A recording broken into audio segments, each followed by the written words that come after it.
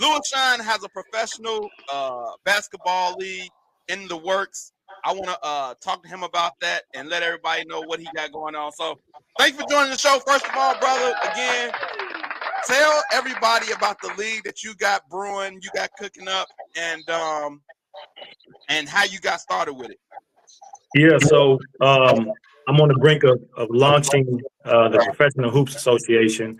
It's a basketball league here in Northwest Indiana. We'll start with 4 teams. Our cities will be Hammond, Gary, Michigan City, and Valparaiso.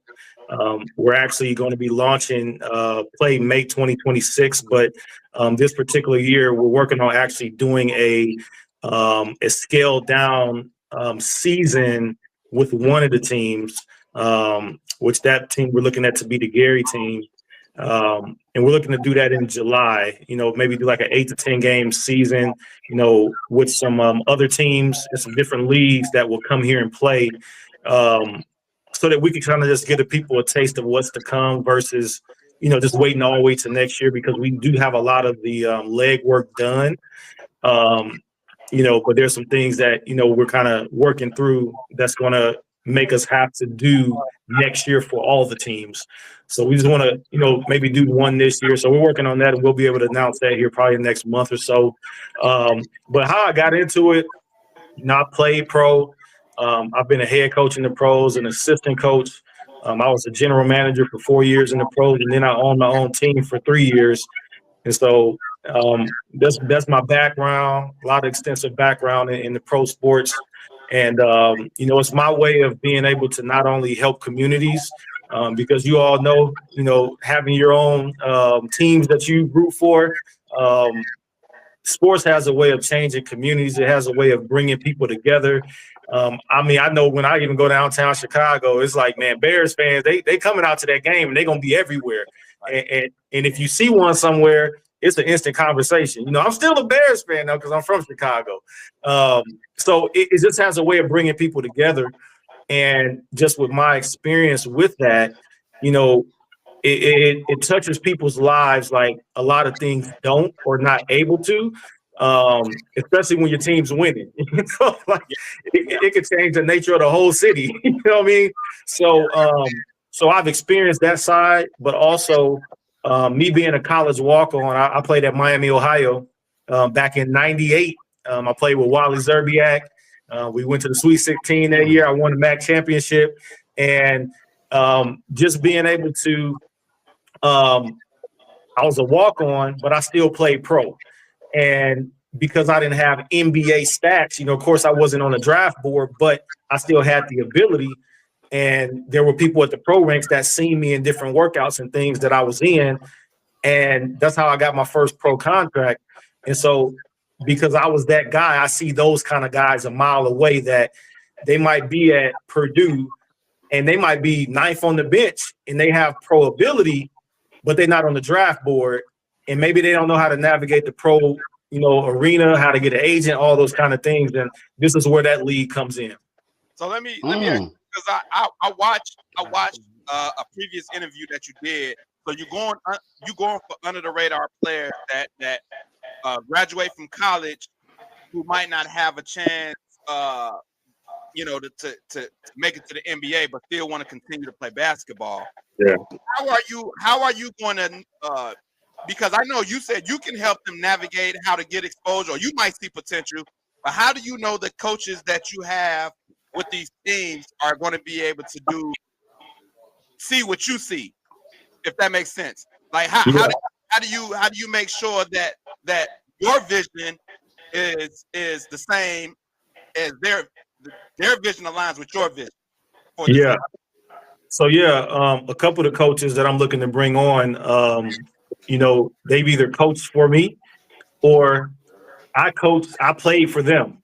So there's people that's in my circle that, I learned this kind of stuff from, or I was able to help them do these kind of things. So there's a synergy there already that they know what the mission is.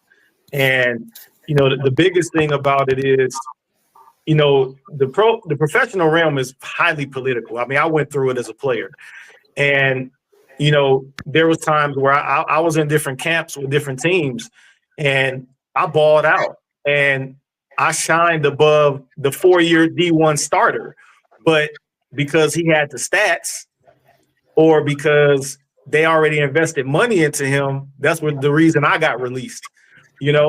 So then now I have to navigate and find a place. Whereas, being able to have my own league and my own teams, I don't have to ask anybody if they can help this guy. Like, I can help him, and I don't have to ask anybody.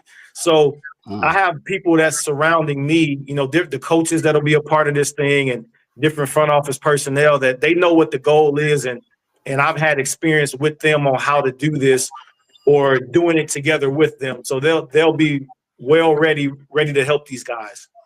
Another, if y'all got questions, y'all ask them. I got one more question. I got two questions actually.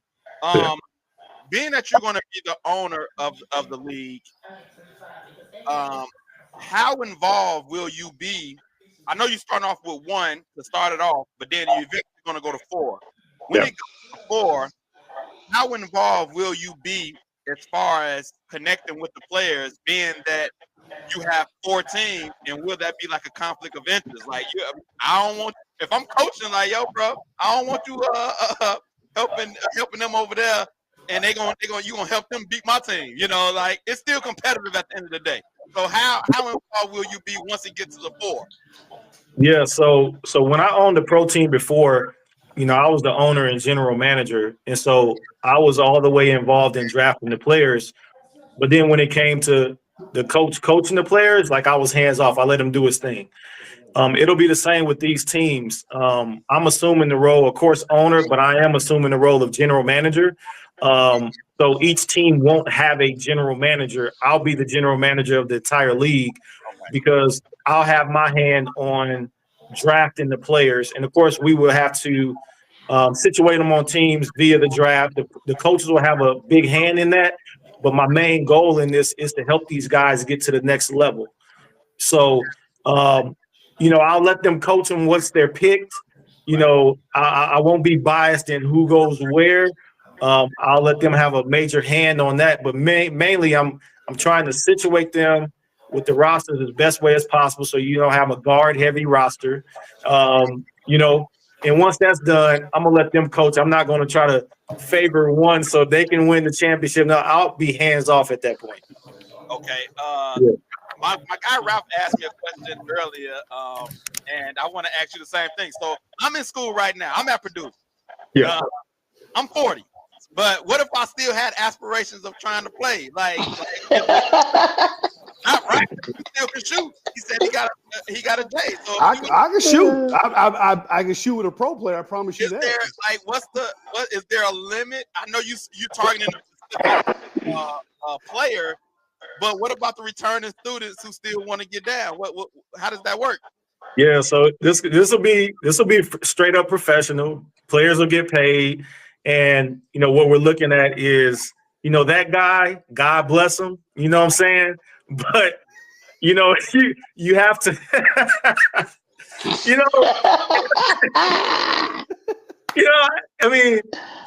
I mean, it's true, man. Listen, I was working out for a team in Denver, and there was a guy, bless his heart, but man, he rode the Greyhound bus from DC to Denver to try out for this team that I was in this workout for, and dude couldn't play, man. But he said people told him, like, it's people from around the way, like, man, you got game. You know what I'm saying? And it's tough to tell people that. But, with this, what I'm doing, we're really trying to position players the best way possible to get that next place. A 40-year-old, the pro leagues aren't checking for them. They're just not, because it's not a good investment. There's guys, with the team I had, and I used to own a team if you ever heard of Lima, Ohio, shout out to Lima, Ohio. That's where I had my pro team. That's where I went to high school, in Lima. And we helped about 20 guys in 3 years move to that next place, where some of those guys are still overseas playing pro. And some of them are making that feed your family money. It ain't like $2, $100 a game kind of thing. Like they making some money, you know. And so we have to position these guys and get the right people that these other leagues are checking for, you know.